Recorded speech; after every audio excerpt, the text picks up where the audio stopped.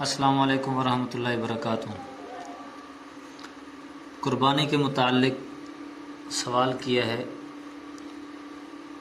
کہ جو جانور خریدے بغیر کسی اور جائز طریقے سے ملکیت میں آ جائے تو اس کی قربانی جائز ہے یا ناجائز، اور اس کا ثواب کس کو ملے گا؟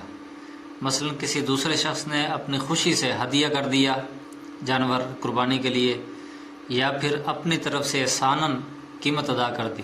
آپ خریدنے کے لیے گئے منڈی میں، وہاں کوئی شخص آپ پہ رحم کھا کر یا آپ کو غریب سمجھ کر یا آپ کو وہ جانتا تھا، کسی طریقے سے بھی اس نے آپ کی قربانی کے جانور کے پیسے ادا کر دیے، یا پھر اس نے خوشی سے ہی اپنے یعنی کہ خود جانور خریدا اور آپ کو لا کر دے دیا، تو اس صورت میں کیا وہ قربانی کا ثواب کس کو ملے گا؟ یعنی جس نے پیسے دیے اس کو، یا جس کو لے کر دیے جس نے قربانی کی اس کو، یا دونوں کو؟ اور یہ جائز ہے یا ناجائز ہے؟ تو ایسی صورت کے اندر قربانی جائز ہے، اور لہذا اس کا ثواب اس کو احسان کا ثواب اپنا مل جائے گا کہ جس نے آپ کو جانور دیا، یا آپ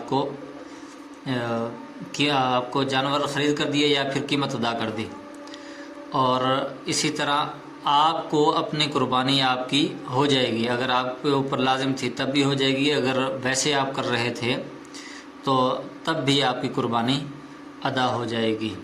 یعنی کہ قربانی کا جانور خریدنے کے لیے جیب سے پیسے دینا یہ ضروری نہیں ہے، ایک مسئلہ۔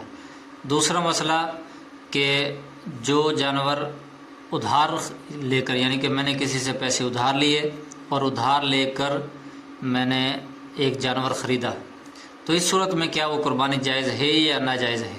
کیونکہ اب مسئلے سے یہ بات واضح ہو رہی ہے کہ وہ شخص جو ہے جو ادھار لے کر جانور خرید رہا ہے وہ درمیانے قسم کا آدمی ہے۔ درمیانے قسم کا ایسے ہے کہ بھی اس سے امید ہے کہ میں ادھار واپس کر دوں گا، لہذا وقتی طور پر میرے پاس پیسے موجود نہیں ہیں۔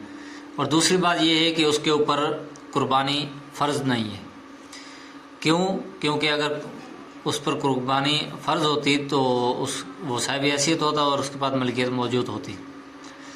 اسی طرح ایسی صورت کے اندر کیا وہ قربانی، اس کا حکم کیا ہے؟ تو کسی شخص نے اگر نقد پیسے نہیں تھے، کسی سے ادھار لے کر یا قسطوں پر کوئی جانور خرید لیا، تو اس جانور کی قربانی ہو جائے گی، یعنی جائز ہے۔